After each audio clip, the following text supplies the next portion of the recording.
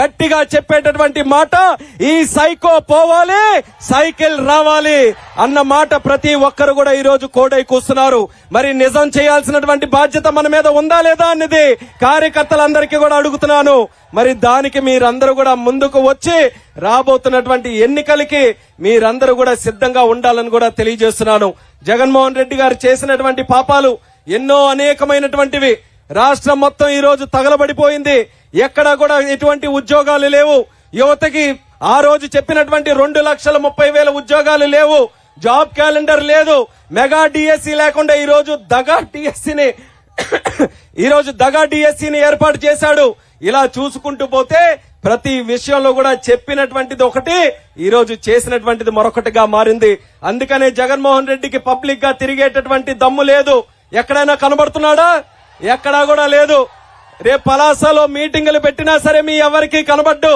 ఎక్కడో ఆకాశంలో విహారయాత్ర చేసినట్టు ఎక్కడో దిగి పరదాలు కట్టుకొని దారి పొడవునా ఉన్నటువంటి చెట్లు నరికి షాపులు ముగించి దొంగచాటుగా వచ్చి వెళ్లిపోతాడే తప్ప పలాసలో ధైర్యంగా మనం పెట్టినట్టుగా సభలు పెట్టి ప్రజలకు ఉద్దేశించి మాట్లాడేటటువంటిది ఈ వైఎస్ఆర్ పార్టీ నాయకులకి లేదు.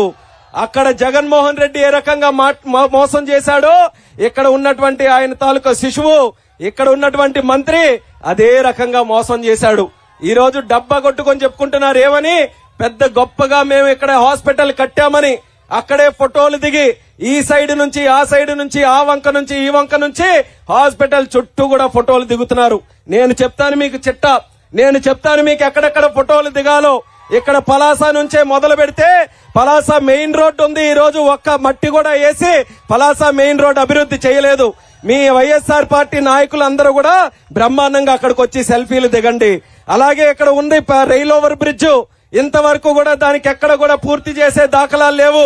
మీ వైఎస్ఆర్ పార్టీ నాయకులకి దమ్ముంటే అక్కడికి వచ్చి దిగండి. అలాగే చంద్రబాబు నాయుడు గారు కట్టించినటువంటి హుదూద్ ఇల్లులు ఉన్నాయి, ఈ రోజు వరకు కూడా ఎవరికి ఇవ్వలేదు. అటువంటి ఇల్లుల దగ్గరికి వచ్చి సెల్ఫీలు దిగండి.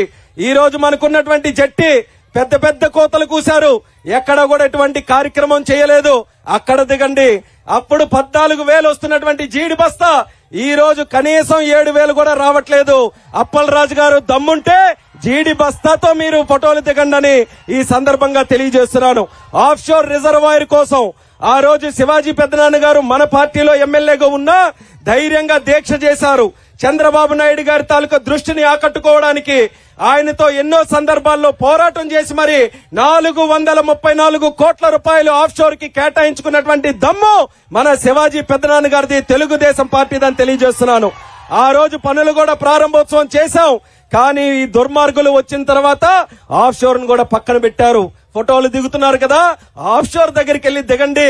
5 సంవత్సరాలు మీ వైఫల్యాలు ఏవైతే ఉన్నాయో ఇలా వందలు ఉన్నాయి పలాసలో. అలాగే ఇంకా చెప్తాం, ఎక్కడ నల్లబొడ్లూరులో కొండ అయితే లేదు, నల్లబొడ్లూరు ఉంది, అక్కడ దిగాలి సెల్ఫీలు. ఈ రోజు సూదికొండ దగ్గర దిగాలి సెల్ఫీలు, నెమలికొండ దగ్గర దిగాలి సెల్ఫీలు, రామకృష్ణపురంలో కొట్టేసిన భూమిని దగ్గర దిగాలి సెల్ఫీలు. ఇలా అడుగడుగున అవినీతి చేసి పలాస పరువు తీసినటువంటిది ఈ వైఎస్ఆర్ పార్టీ నాయకులనేది కూడా తెలియజేస్తున్నాను.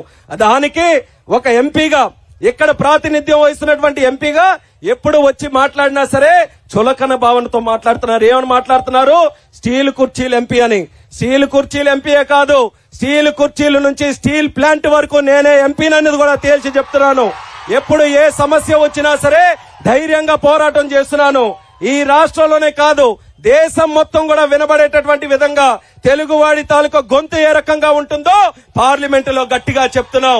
మీ తాలూకా 22 మంది పిల్లిల్లాగా ఏ ఒక్కరి తాలుగా నేను భయపడట్లేదనేది కూడా ఈ వైఎస్ఆర్ పార్టీ నాయకులకు అందరికీ తెలియజేస్తున్నాను. ఒక పార్టీ ఎంపీ, వాళ్ళ పార్టీ ఎంపీలో ఒక్కరి పేరు చెప్పగలరా? ఎవరికి కూడా తెలియదు. కానీ 2-3 మీకు తెలుస్తుంది. బాబాయ్ హత్య ఎవరు చేశారో ఆ ఎంపీ మాత్రం మీ అందరికీ కూడా తెలుస్తుంది. వైజాగ్ లో కిడ్నాప్ అయ్యాడు ఒక ఎంపీ, అదెవరో మీ అందరికీ కూడా తెలుస్తుంది. నగ్నంగా వీడియోలు తీశారు ఒక ఎంపీ, ఆ ఎంపీ ఎవరో మీ అందరికీ తెలుస్తుంది. రీల్స్ ఎవరు తీస్తున్నారు అనంటే ఎంపీ ఎవరు తెలుస్తుంది. కానీ పోరాటం ఎవరు చేస్తున్నారనంటే పసుపు కండువ కప్పుకున్న తెలుగుదేశం పార్టీ ఎంపీలు తప్పితే మరెవ్వరు కూడా మీ ఎవరికి కూడా కనబడరు. ఆ రకంగా తెలుగుదేశం పార్టీ తాలూకా ఎంపీలో మన రాష్ట్రం తాలూకా గౌరవాన్ని మనం కాపాడుకుంటూ ముందుకు వెళ్ళాం. ఢిల్లీ స్థాయిలో మన ఆంధ్రప్రదేశ్ రాష్ట్ర ప్రజలకు జరుగుతున్నటువంటి అన్యాయాన్ని అక్కడ గొంతులెత్తి మరి మనం అందరం కూడా నిలబెట్టుకుంటున్నాం. ఇటువంటి సందర్భంలో వాళ్ళ చెప్పుతున్నటువంటి మాయ మాటల్ని తిప్పికొట్టాల్సినటువంటి బాధ్యత ఇక్కడ ఉన్న కార్యకర్తలందరి మీద ఉందనేది మళ్ళీ తెలియజేసుకుంటున్నాను. మరి ఈ రోజు ఇక్కడ ఉన్నటువంటి హాస్పిటల్ కూడా చూసుకుంటే ఎంత బ్రహ్మాండంగా ప్లాన్ చేశారనంటే, ఆ రోజు చంద్రబాబు నాయుడు గారు తిత్లీ తుఫాన్ అప్పుడు ఈ ప్రాంతానికి వచ్చి ఏదో ఒక రకంగా సమస్యను పరిష్కరించాలని ఆ రోజు భూమి కేటాయించారు, జీవో కూడా ఇచ్చారు. తీరా పనులు మొదలయ్యేసరికి ఎలక్షన్లు వస్తే ఈ రోజు వీళ్ళున్న తర్వాత వీళ్ళు ఆ రోజే మొదలుపెట్టి 2 సంవత్సరాల్లో బిల్డింగులు కట్టొచ్చు. కానీ ఎన్ని సంవత్సరాలు పట్టింది? 5 సంవత్సరాలు. అంటే ఎన్నికలకు ముందు ఫోటోలు దిగడానికే గాని పేషెంట్లకి మాత్రం ఎక్కడా ఉపయోగపడినటువంటి హాస్పిటల్ అది. ఇప్పటి వరకు మీరు చూడండి, సోషల్ మీడియాలోనే కనబడుతుంది.